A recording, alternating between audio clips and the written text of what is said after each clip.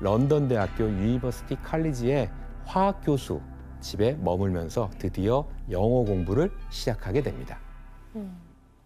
박물관과 미술관, 해군시설, 조선소 등을 견학하면서 대학교에서 강의를 들으면서 식견을 이제 쌓아가게 되죠.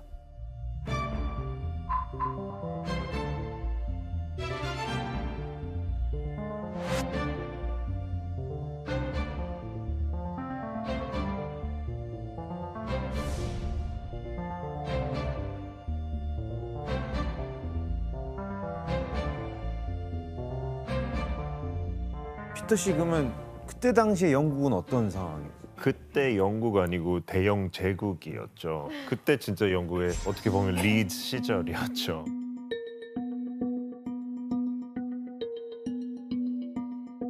뭐 아메리카 쪽, 아시아 쪽, 여기저기 오시아나까지 식민지도 많이 지배하고 있었고, 그때 그 산업혁명 처음 했던 나라였잖아요. 그래서 그만큼 뭐 경제적으로, 뭐 기술적으로 완전 압도적인 시기였죠.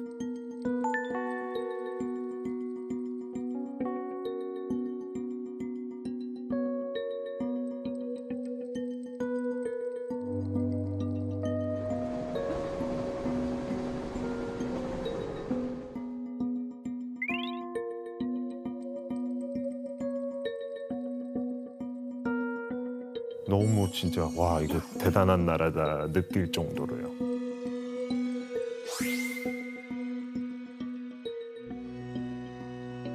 이때 이또는 영국과 일본의 군사적, 경제적 격차를 몸소 느끼면서 큰 충격에 빠지게 됩니다.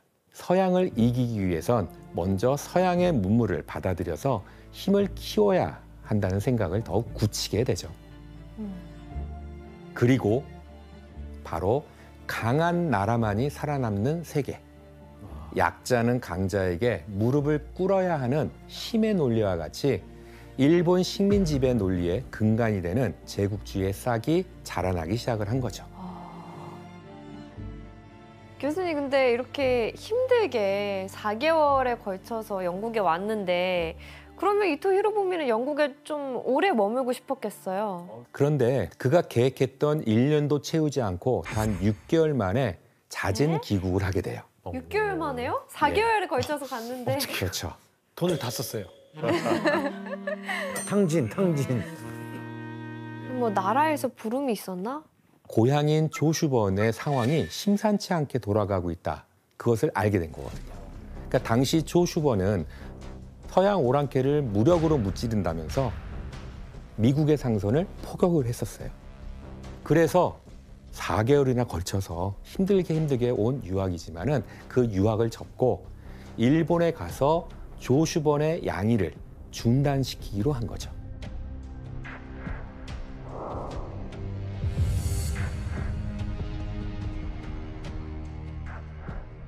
(1864년 7월) 이또와 그의 친구가 영국에서 요코하마로 돌아왔을 때 상황은 더욱더 심각해져 있었습니다. 영국의 주도하에 미국과 프랑스, 네덜란드 4개국이 연합해서 조슈번을 공격한다는 협의가 진행 중이었거든요. 그런데 이또는 6개월간의 런던 생활에서 이미 일상생활의 회화가 어느 정도 좀 능숙할 정도로 영어를 깨우치고 왔기 때문에 와, 6개월 만에. 그렇죠. 야. 그래서 4개국의 공동행동을 진행하는 영국 공사와 만나서 고향인 조슈번을 설득하겠다라고 이제 얘기를 하게 되죠. 그리고 조슈번으로 가서는 자신들이 보고 겪은 서양의 상황을 보고하고 양의를 멈출 것을 건의하게 됩니다. 이게 다 영어를 잘했기 때문에 그렇게 양쪽에서 소통을 할 수 있었던 거네요. 그렇죠. 과연 이러한 이또의 의견은 조슈번에서 받아들여졌을까요? 아닐 안 것 받아줬을 것 같아요. 같은데요. 얘가 뭐 유학 가더니 이상해졌네 이렇게 생각하겠지. 조슈번은 그동안 고수해오던 양의를 쉽게 처리할 수 없다라고 이제 판단하고 결국 이또의 건의는 받아들여지지 않게 됩니다. 그래서 이 4개국의 연합함대 17척은 해병대를 상륙시켜서 구식 무기로 무장한 조슈번의 군을 격파하고 포대를 점령하게 돼요.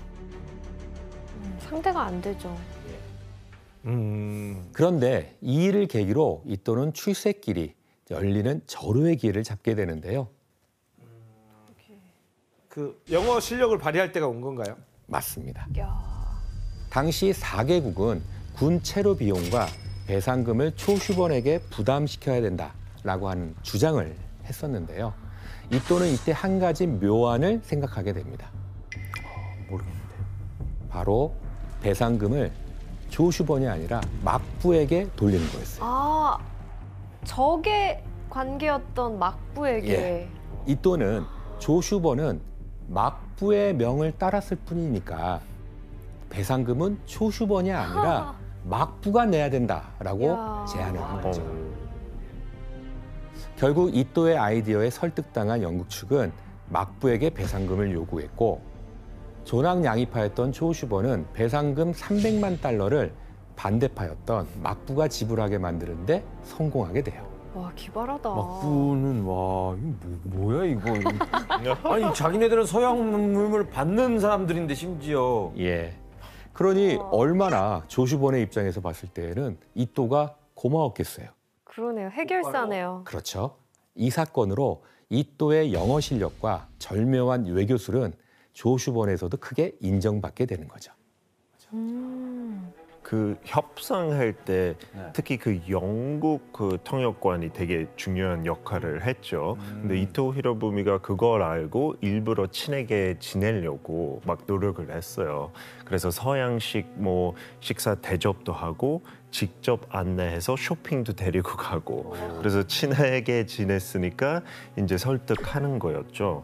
로비를 잘했네 뭐. 그러네요. 예, 막부는 조슈번과 세력 다툼을 하는 것도 골치였는데 이렇게 전쟁 배상금까지 대신 물어야 되는 그런 상황이 이제 만들어지니까 결국 분노가 폭발하게 되는 거죠. 아, 전쟁이 벌어질지 모르는 일촉즉발의 상황에서 조슈번은 전쟁의 판도를 바꿀 묘안을 생각하게 되는데 그 묘안이 대체 무엇이었을까요? 서양 세력을 일부 끌어들였나요? 그보다는 바로 서양식 무기를 확보하는 거예요. 아, 근데 하지만 막부에서는 반막부파가 무기를 수입하는 걸 금지하고 있었기 때문에 초슈번에서는 총을 구하기가 힘들었어요.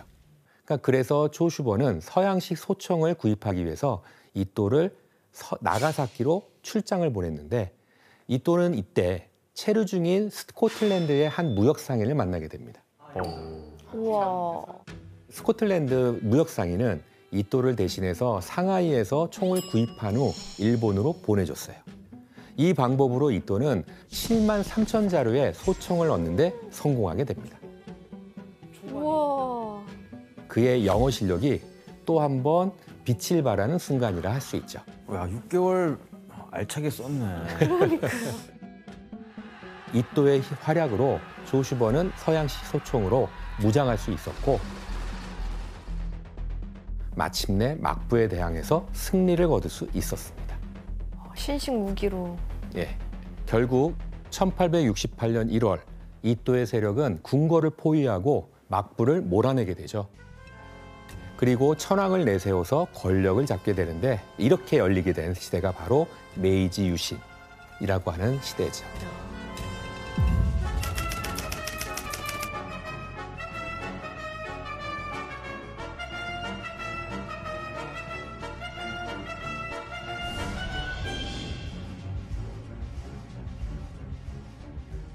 신정부가 열린 이후 영어 실력을 인정받은 이또는 서양과 무역을 하기 위해 개방한 항구가 있는 효고현의 지사에 임명되게 돼요. 그의 나이 불과 28살. 28살에 지금으로 치면은 시장의 자리에 오른 거죠. 무사신분 중에서도 가장 높은 지위가 된 겁니다.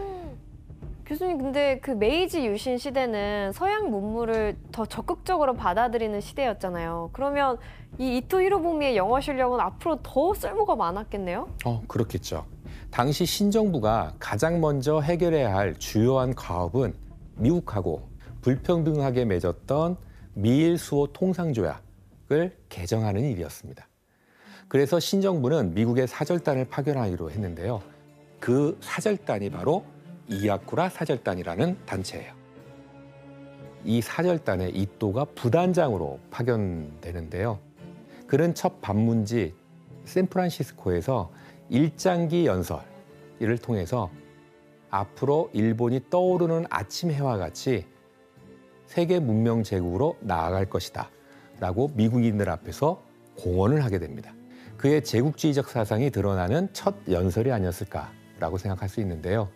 당시 뉴욕타임즈는 이토를 30세 정도이지만 진보적이고 국내 개혁을 단행하려는 전도 유망한 정치가다라고 높게 평가할 정도였어요. 샌프란시스코 일정을 마친 사절단은 곧바로 워싱턴으로 향하게 됩니다. 그리고 백악관에서 미국 18대 대통령인 율시스 그랜트 대통령을 만나서 과거 미국과 맺은 불평등 조약을 개정하기 위한 예비 협상을 요구하게 돼요. 이 말을 들은 미국의 반응이 어땠을 것 같아요? 아니 이미 조약 맺어놨는데 이걸 왜 뭘 또 해? 이러겠지. 한낱 동양의 작은 나라, 그것도 사실 잘 이렇게 많이 알려지지 않은 그러한 사절단의 요구가 미국에게 바로 이렇게 먹힐 리가 없었죠. 결국 사절단은 조약 협상을 포기하게 됩니다. 그러니까 미국과의 협상이 실패로 끝난 사절단은 일본으로 돌아가지 않았어요. 그 대신에 선진 문물과 사상을 배우기 위해 유럽으로 향했는데 그 첫 번째 방문지는 대영 제국이었습니다. 사절단 일원들은 국회의사당부터 조선소, 무기고까지 시찰을 하는데요.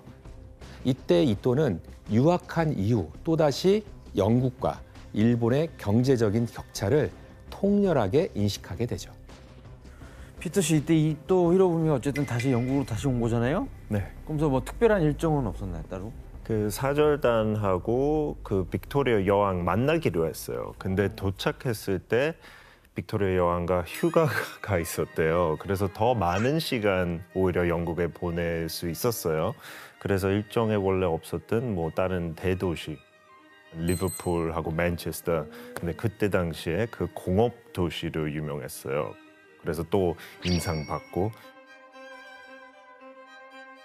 그 다음에 여왕이 도착했을 때 영국에서 같이 식사하면서 대화도 나눴어요. 영국 그 왔던 소감으로. 그리고 영국에서 프랑스를 거친 이토와 이와쿠라 사절단은 당시 빠르게 발전하고 있는 신흥제국 독일까지 갔습니다. 그리고 이토는 독일에서 굉장한 충격을 받는데요. 이토가 충격을 받은 이유는 독일의 당시 총리 비스마르크의 연설 때문이었는데, 그 내용을 한번 진호 씨가 읽어봐 주실래요? 네. 독일 발음으로 해서.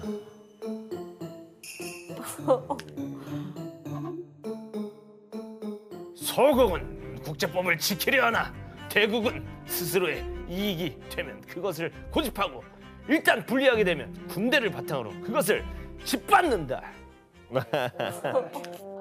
그게 독일 톤이에요? 예. 화가 나 되게 있어야 돼요. 악센트가 강한데요? 오. 좀 당황스럽습니다만, 예. 지금 말씀하신 연설 내용을 들어보니 좀 어때요? 약간 강대국 위주. 그렇죠. 강대국이 되면 뭐 국제법 같은 거 신경 안 써도 된다. 완전한 양육강식, 즉 약한 자는 강한 자의 먹이가 된다는 거죠. 이토는 비스마르크의 연설에서 서구 열강의 실상과 제국주의의 단면을 뼈저리게 느끼게 되는데요. 이는 앞으로 이토의 행보에 큰 영향을 미치게 됩니다. 그런데 급히 귀국하라는 소식이 사절단에게 전해지게 됩니다. 일본 정부에서 큰 논쟁이 일어났기 때문인데요. 어떤 일인지 한번 그림을 볼까요? 그림을 보니 어떤 상황인 것 같아요? 천황한테 누가 대드는데요? 아닌가? 이 그림은 사절단이 일본에 들어온 후 정부 주요 인사들과 사절단이 논쟁을 하는 모습입니다. 아. 그게 바로 한반도를 정벌해서 일본의 국력을 키우자는 의미의 정한론이 됩니다.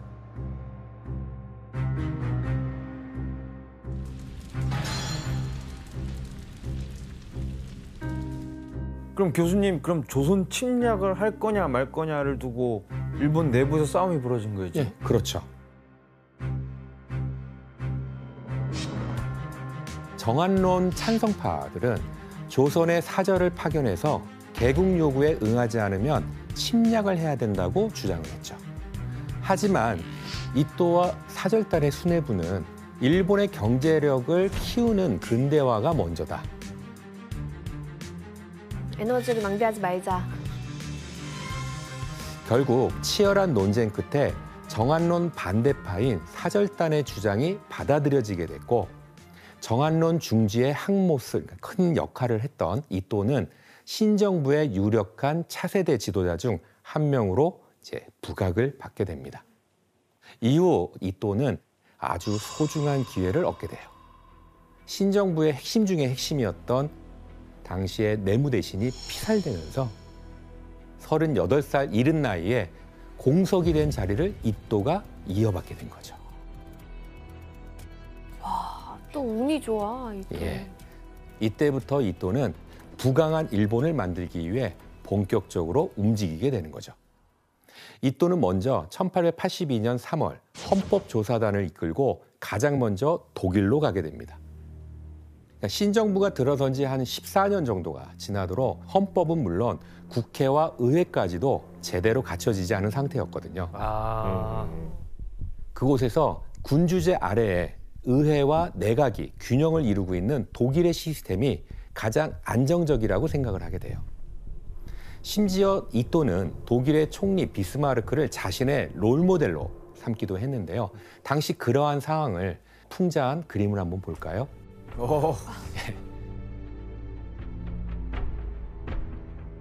비스마르크의 초상을 바라보는 이또의 모습이 어때 보이세요? 간절하네요. 거의 뭐 우상 숭배네요. 상당히 간절하죠. 네. 공손하고. 이 그림은 당시 이또가 비스마르크를 숭배한다는 것을 비판한 것인데 오른쪽 글이 어떤 내용인지 한번 아야 씨가 읽어봐 주실래요? ご利益のおかげで病気で死ぬことも暗殺もされず無事に正月を迎えました。お礼を兼ね鏡餅を備え元日にお祈りいたします。 예, 이제 그러니까 이또는 이러한 그 세상의 조롱 속에서도 귀국 후에 바쁘게 움직이게 됩니다. 낡은 정부 조직을 폐지하고 새롭게 근대적인 내각 제도를 만들게 돼요. 그리고 그 총리 대신에 본인이 취임을 하죠.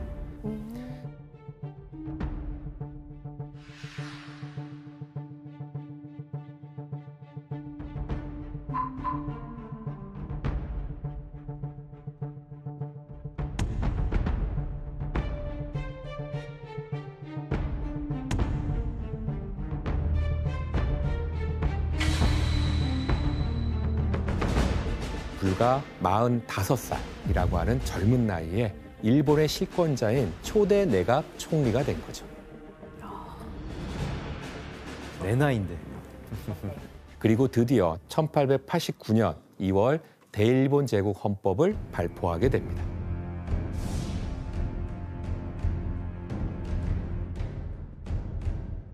대체 어떤 내용인지 혜성 씨가 한번 읽어봐 주실래요? 네. 제1조 대일본 제국은 만세 일개의 천황이 다스린다. 제4조 천황은 국가의 원수로서 통치권을 관할하고 이 헌법의 조규에 따라 일을 행한다. 제37조 모든 법률은 제국의회의 동의를 거쳐야 한다. 제55조 국무 각 대신은 천황을 보필하여 그 책임을 진다. 모든 법률, 칙령, 기타 국무에 대한 조칙은 국무 대신의 서명을 필요로 한다. 존왕 양이파였던 이또는 그의 사상대로 천황을 중심으로 하는 국가를 수립하게 되죠. 하지만 천황의 권력을 제한하면서 동시에 의회의 권력도 제한하는 헌법을 만드는 거예요. 이렇게 두 세력을 견제하면서 내각의 권력을 강화하는 것, 그게 바로 초대 총리인 이또가 수립한 근대 일본의 국가체제였다고 볼 수가 있습니다. 일본인들이 이또를 국가 설계자라고 추앙하는 이유이기도 하죠.